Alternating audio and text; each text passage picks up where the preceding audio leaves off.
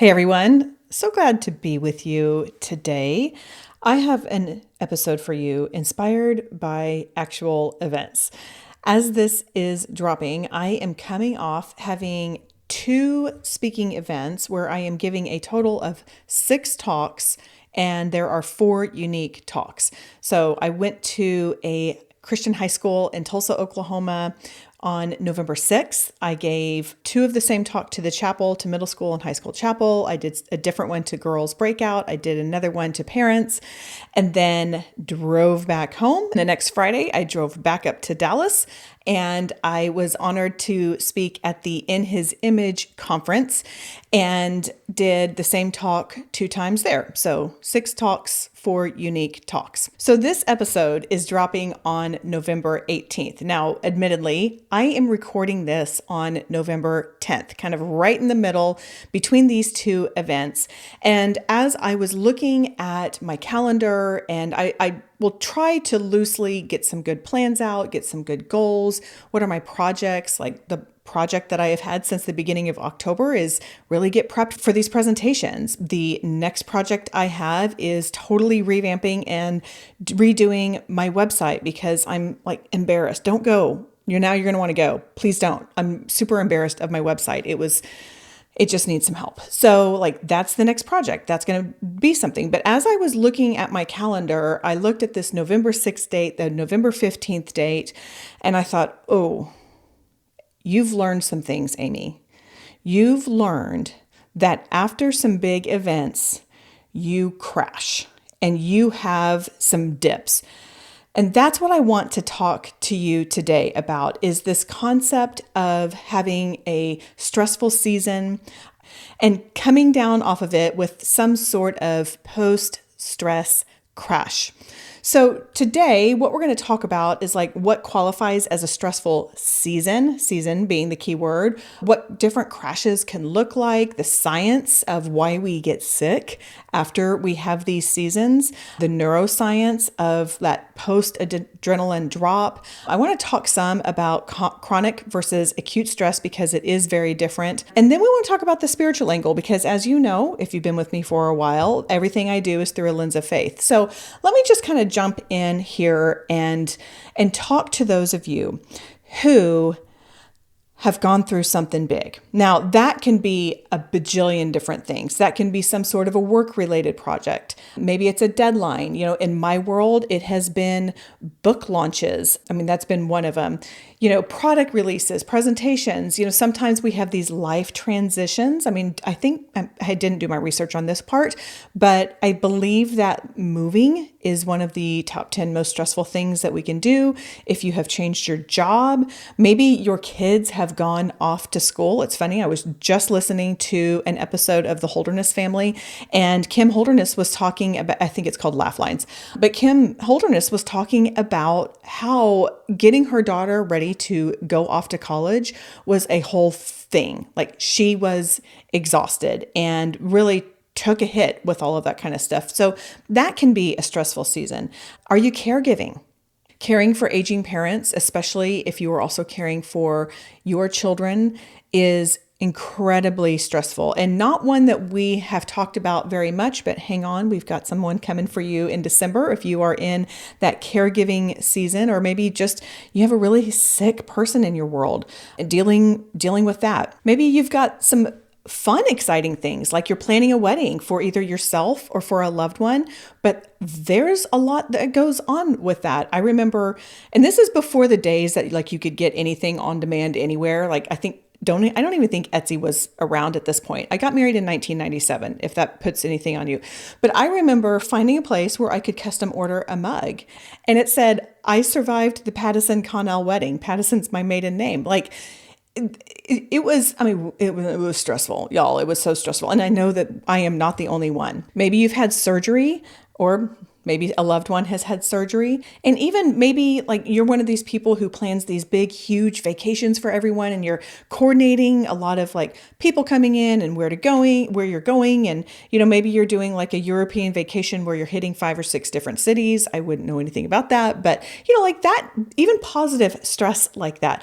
All of these qualify as a stressful season.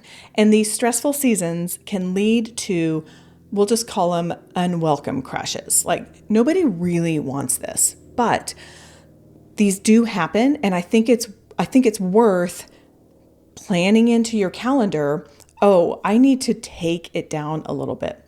These crashes can look different for everyone. So it might be more like kind of emotional feeling. Maybe you're grouchy or irritable. Maybe you're like me and you kind of cry over small things. I remember right after my husband and I got married and I was going through all of the thank you notes because I was a good girl raised to do things right and handwriting all of those thank you notes. Why I didn't get my husband and then on doing that, I don't know.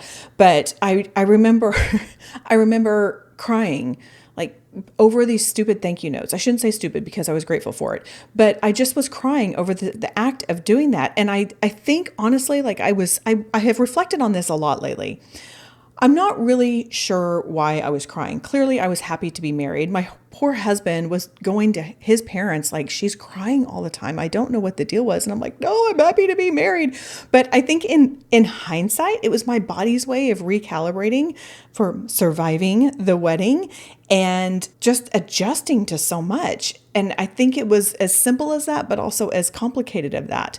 You know, maybe also with those emotions, we feel real flat. We can feel very depressed, or maybe like your anxiety starts to go through the roof because we've been controlling these things in this stressful season as much as we can. And then that's gone. And so there's, this anxiety will peak up. Maybe you feel it in your body. Maybe you feel just physically exhausted. And maybe compounding on that, you're feeling exhausted, but you can't sleep well because your body's still kind of churning out with, and we'll talk about the cortisol and we'll talk about kind of those stress hormones here in a second, but your body hasn't recalibrated. Dr. Stacy Sims calls it tired but wired. And so maybe that's something that you're feeling is just really, really tired. And then possibly on top of that, you're not sleeping well.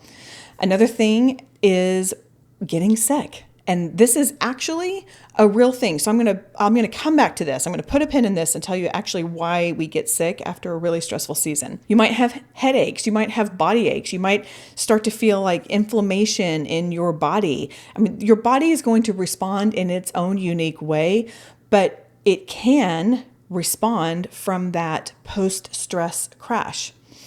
We can also turn into things like maybe a little more behavioral, emotional eating, a hard time making decisions. Maybe we just say, I can't deal with the people right now. I'm just no to everything. No to everything.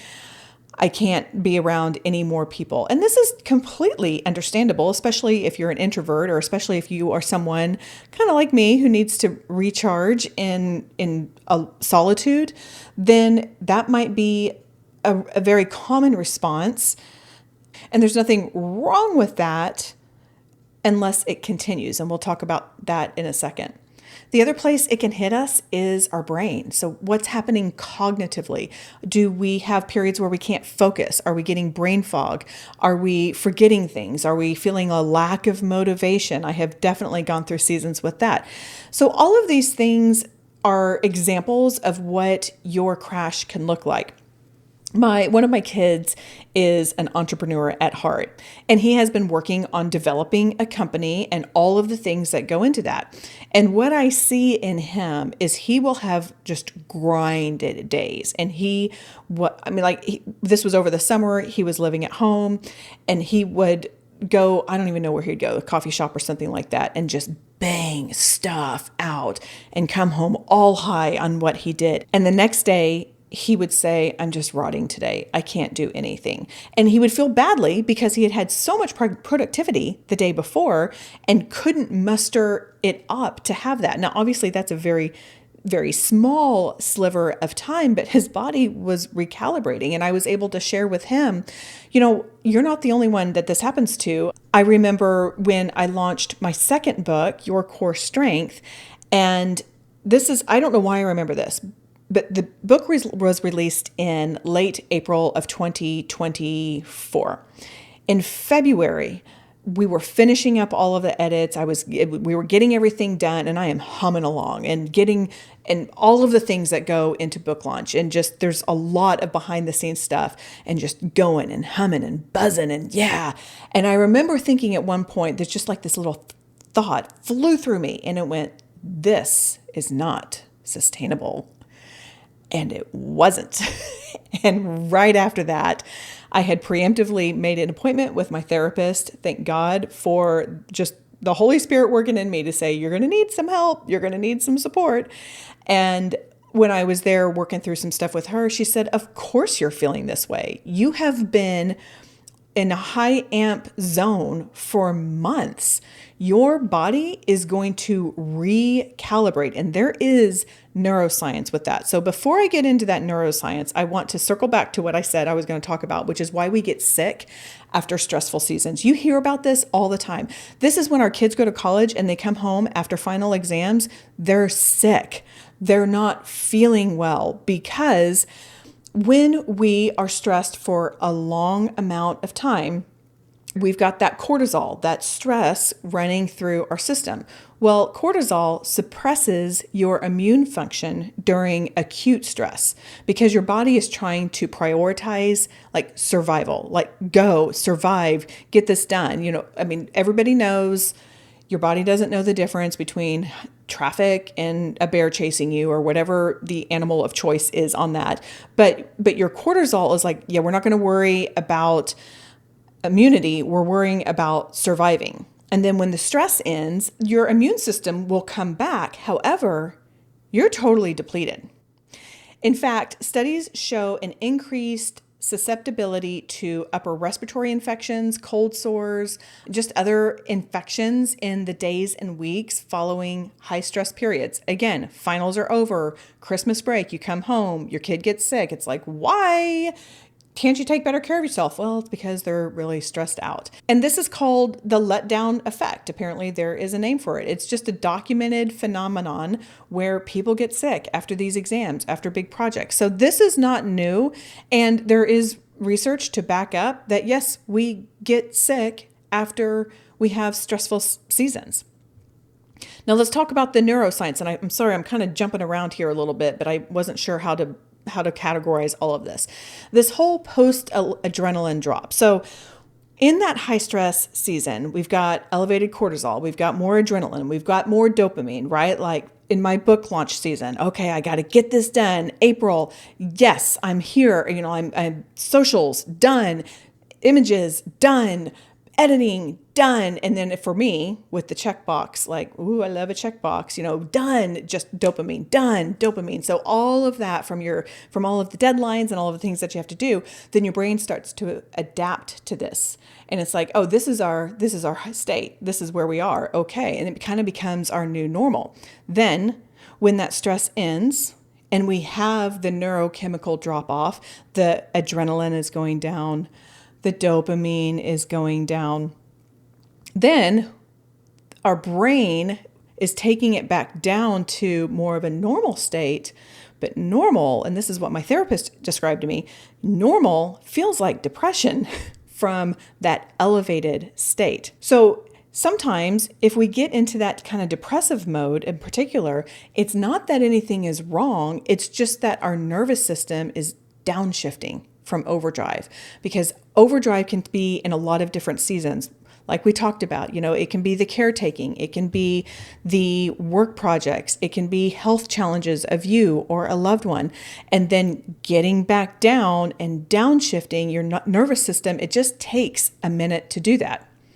I do think it's important to delineate between a chronic and acute stress. So acute stress is more of what we've been talking about, those examples that I gave earlier. It's normally like a period of intensity with an end point. Your body is designed for this. It can handle it.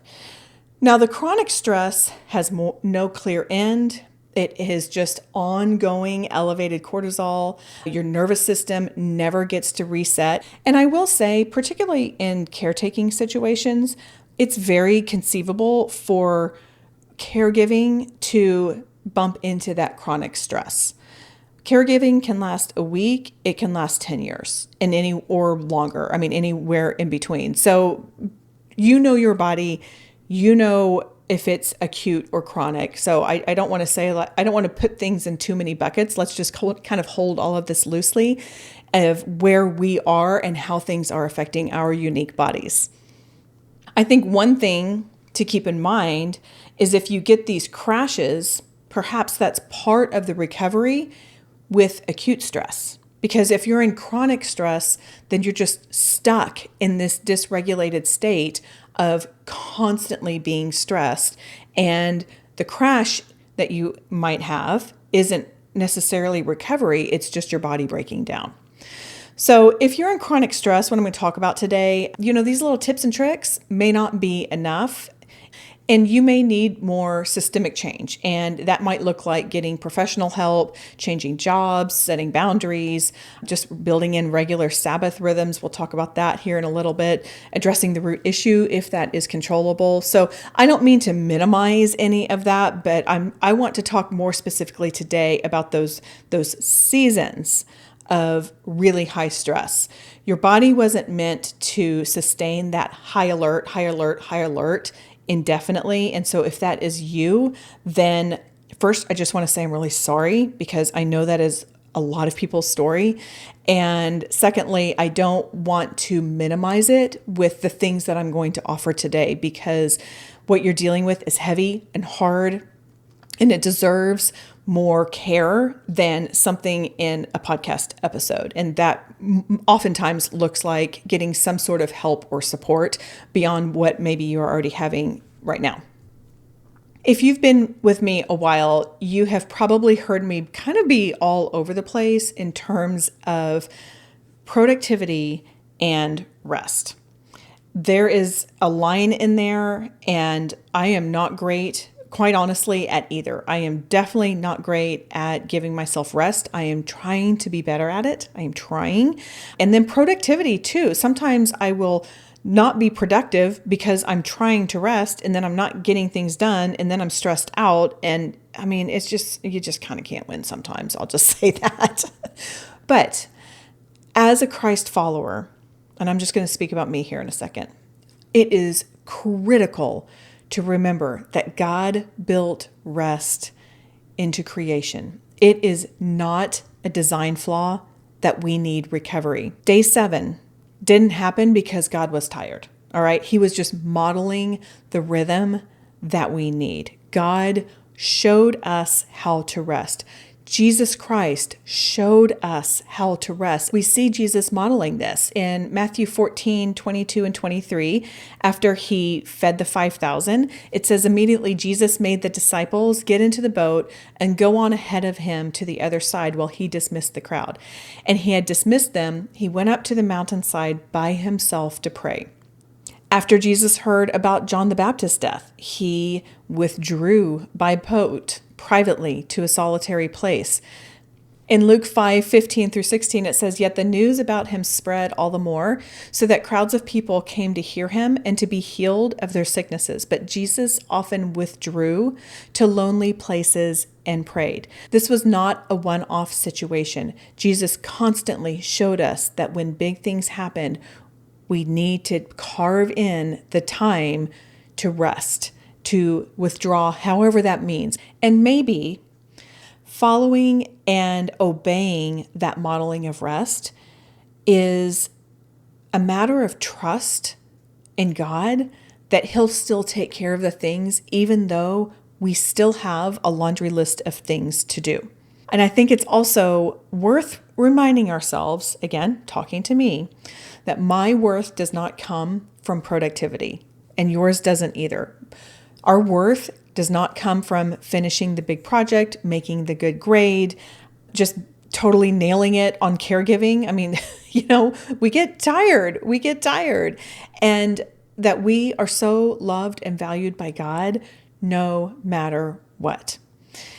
When we take the time to be still with Him, then we are allowing ourselves to connect with Him in a way that He desperately wants, and that increases our trust in Him even when we aren't doing anything, even in the stillness. Unfortunately, we often get this countercultural message. It's like, no, push through, go, do it, go, see, do more. I mean, this is super common. I have to fight against this all the time. I hear this less now, but I mean, for so long, you would hear, oh, I'll sleep when I'm dead.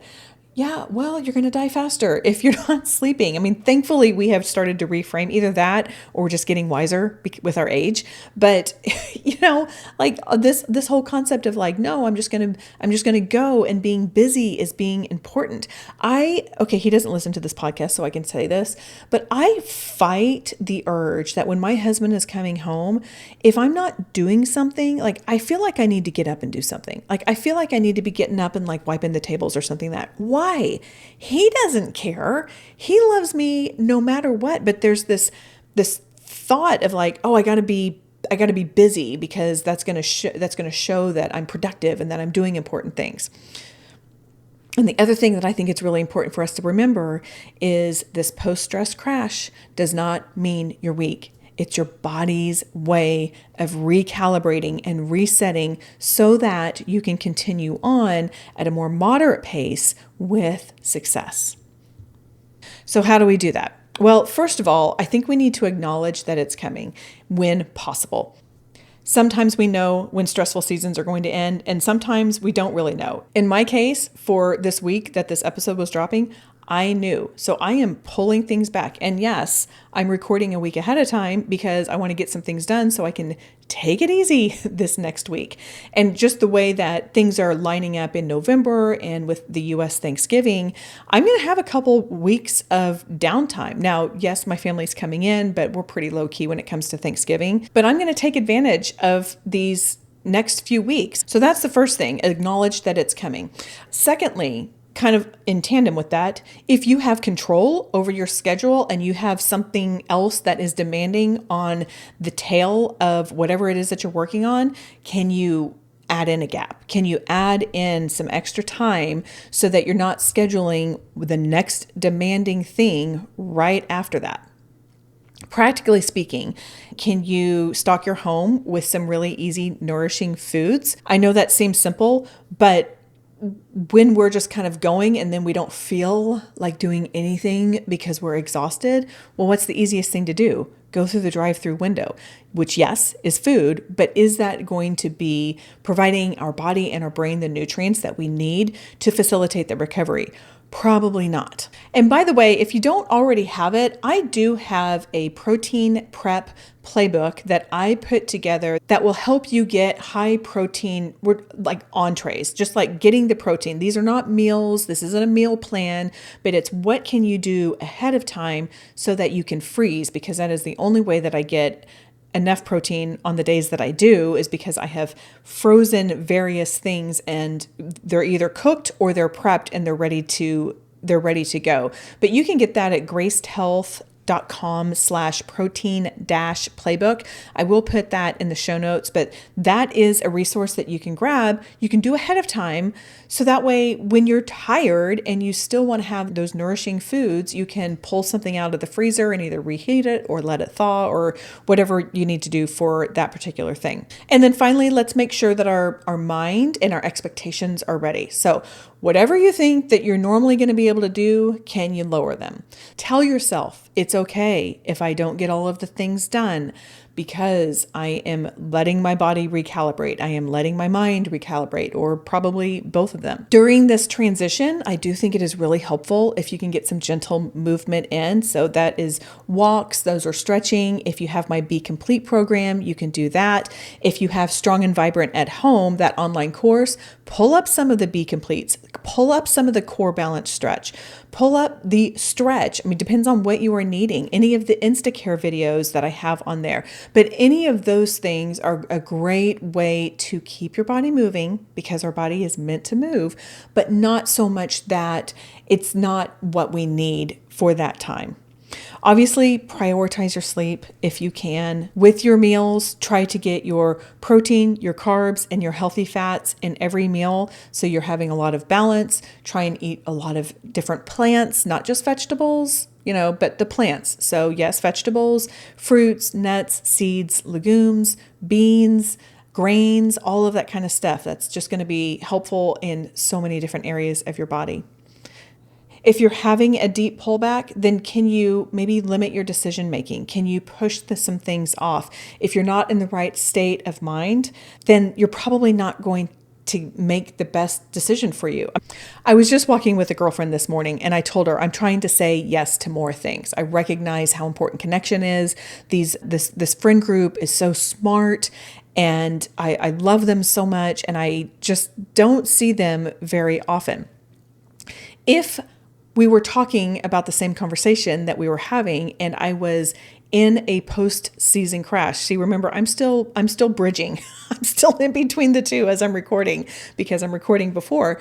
But if we're talking about an event and I'm tired, what am I going to do? I'm going to say no because I don't want to do that. When the reality is, by the time that event came, I'd probably be ready to do that. So decisions, think about the decisions that you're making and see if you can wait until you're more neutralized to make those decisions. And finally, I feel like I can't not mention gratitude and praise and worship as it feels authentic to you. It is really hard to have that state of anxiety when we are being intentional about being grateful, when we are intentional about offering praise and worshiping the God that we have.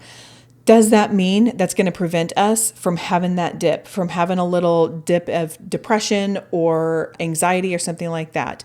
No, not necessarily. However, it sure is a wonderful approach and will help us continue to renew our mind on the things that are of God and not maybe what our brain is wanting to say, because sometimes our brain takes over and it's not right. And I hate saying that, but sometimes we can't listen to our brain. We can't listen to what we think. We need to think about what God says about us and what God asks us to do, including rest and be still. I know I'm using this term be still a lot. And if you want to hear more about that, you can go back to one of my way early episodes. It was back in season 3, episode 7, called How I Heard from God Without Spending Time in Prayer or Worship. If you're watching on YouTube, unfortunately, I don't have that on YouTube, but you can go listen on any of your favorite podcast player. And I can't leave you without saying there are times that things like this will work. There are times that you need more help. And there is nothing wrong with getting more help. So everything I'm sharing today is about normal nervous system recovery.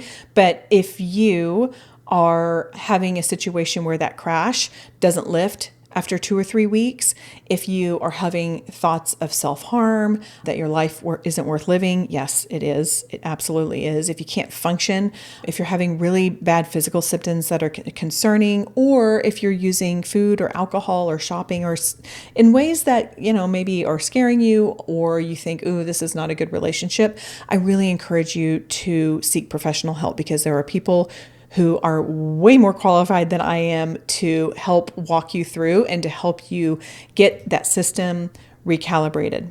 Remember, these crashes are not failure. It is evidence that you pushed hard and that your body is wise enough to force recovery. If you fight it, it's probably going to make it worse. This is part of being human.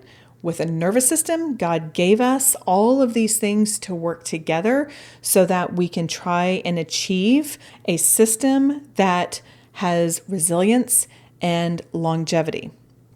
And part of stewarding our body is giving it rest, especially after seasons of high stress. If you're watching on YouTube, I would love to hear any stories you have of when you had super high season and then you crashed. Mostly because I think it's helpful for us to identify those, not because I'm asking you to focus on the negative, but sometimes it's helpful to look at our past and recognize what was happening so that when it happens again in the future, we can identify it and we can normalize it and have the words for it. And if you are on my email list, then in today's email that tells you exactly what is coming, then just hit reply and tell me. And by the way, if you are not on my email list, I would love for you to join. Go over to gracedhealth.com/podcast and put in your first name and your email address, and you will get the sneak peek every Tuesday morning when I release an episode. Okay, that is all for today. Go out there and have a graced day.